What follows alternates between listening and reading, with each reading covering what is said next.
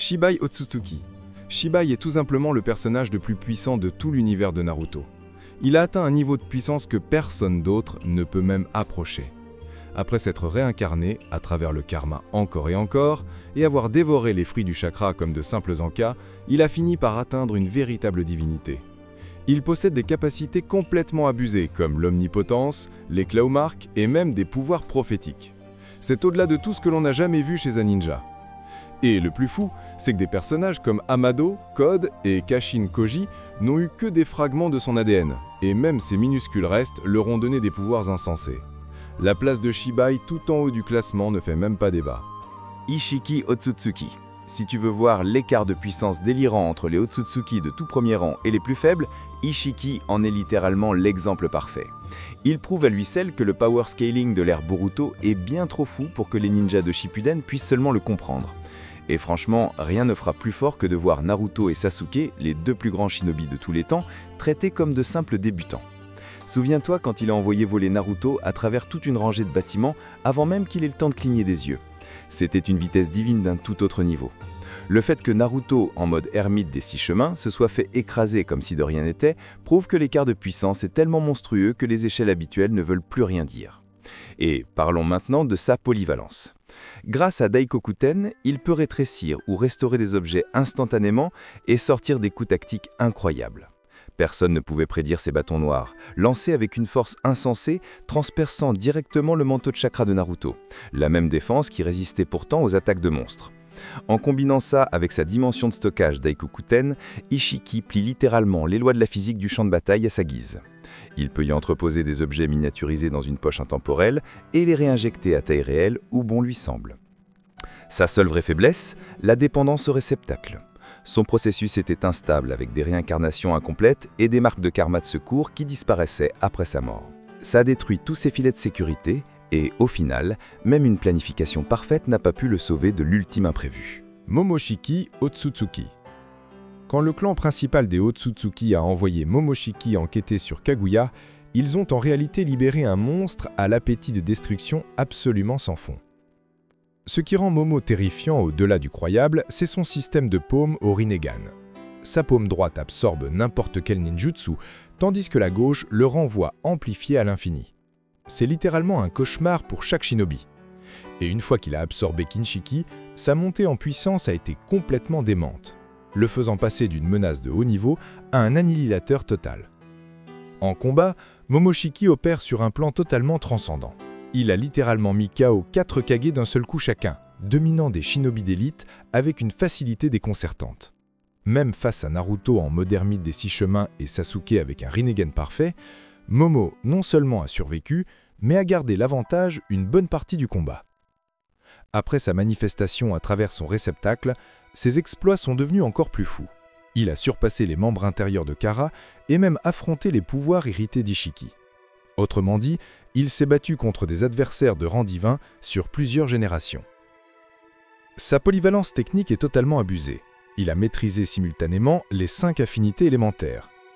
Il a créé des constructions de feu rivalisant avec les combos de Kurama, gelé des champs de bataille entiers avec des blizzards à zéro absolu et invoqué des pluies de météores depuis l'espace.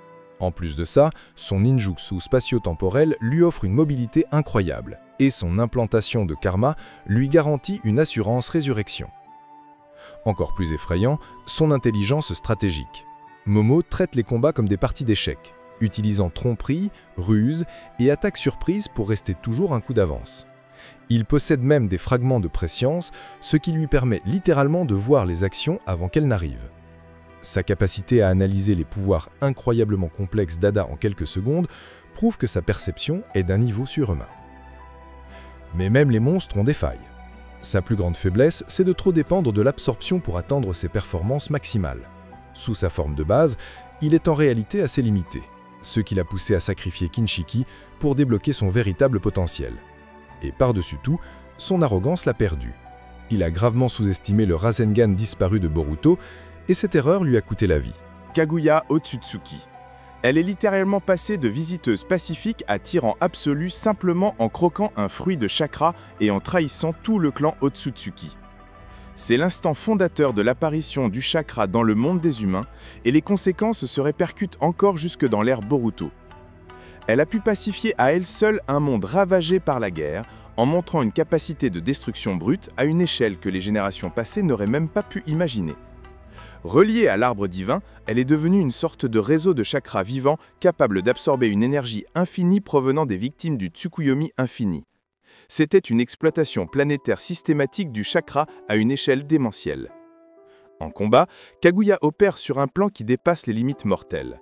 Ces batailles qui durèrent des mois contre Hagoromo et Amura ont prouvé son endurance et sa capacité de survie hors norme.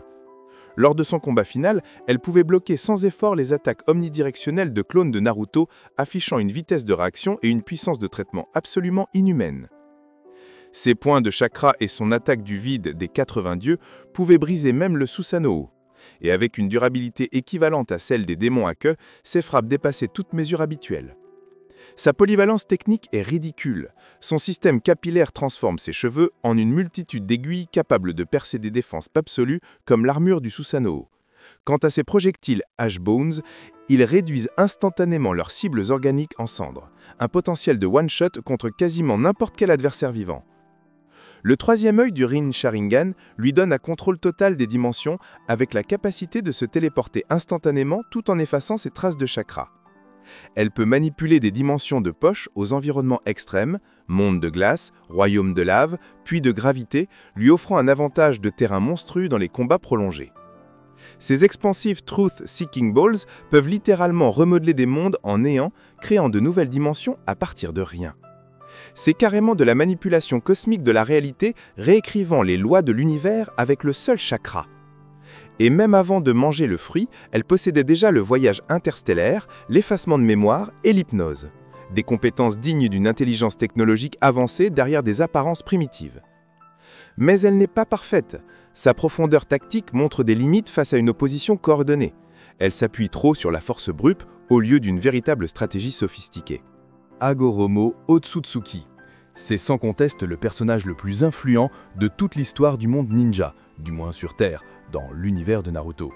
Quand il s'agit de littéralement façonner la civilisation depuis zéro, personne n'approche son héritage. Cet homme fut le tout premier Jinchuriki du Dike.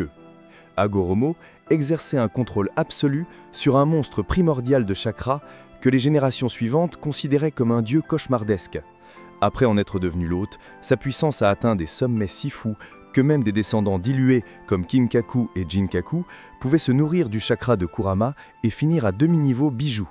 Ajoute à cela sa maîtrise naturelle du yin-yang release, Hagoromo pouvait littéralement créer la vie à partir du néant. Il opérait à un niveau totalement transcendant. Son combat contre Kaguya a duré des mois entiers, aux côtés de Amura. Démontrant une endurance et une résistance à l'échelle cosmique, c'était absurde. Son Susanoo complet était si gigantesque qu'il rivalisait avec la forme d'Ike de Kaguya, un spectacle digne des kaiju. Et surtout, son arsenal de jutsu. Il a éveillé le Sharingan par le traumatisme, évolué vers le Mangekyo lors de son conflit avec son frère, puis débloqué le Rinnegan, le pack oculaire complet. Sa maîtrise du Rinnegan allait bien au-delà des pouvoirs classiques des 6 chemins. Il pouvait invoquer des âmes depuis la terre pure, annuler les Tensei et réécrire la vie et la mort. En termes de polyvalence technique, Hagoromo était unique. Grâce au Yin-Yang Release, il a littéralement créé les démons à queue en scindant le chakra du Dike en entités distinctes, chacune dotée de sa propre personnalité et de ses pouvoirs. Ces techniques de scellement lui permirent d'enfermer le corps du Dike et de transmettre son pouvoir à travers les générations. Hagoromo représentait la fusion parfaite entre puissance Otsutsuki et sagesse humaine. Son héritage est indéniable, mais sa faiblesse principale restait sa puissance inférieure à celle de Kaguya. Il fallut 3 mois de combat en duo avec Amura pour parvenir à la sceller. Urashiki. Quand on parle du scellement de Kaguya, tout le monde crie directement « le sage des 6 chemins ». Mais en vrai, Urashiki était littéralement le co-architecte de cette victoire légendaire. Sans lui, ce plan n'aurait tout simplement jamais marché. En plus de ça, c'est le fondateur de toute la civilisation lunaire et l'ancêtre originel du clan Ryuga. Et surtout, il faut pas oublier, Urashiki est le tout premier et le seul de son sang à avoir par lui-même fait évoluer son Byakugan en Tenseigan. C'est le sommet absolu de l'évolution des yeux, lui donnant le contrôle des forces d'attraction et de répulsion à une échelle cosmique, tout en pouvant zoomer de façon microscopique, comme un microscope à chakra, pour analyser chaque flux avec une précision folle. C'est aussi le seul à avoir prouvé qu'il pouvait détruire ces fameux vaisseaux d'énergie.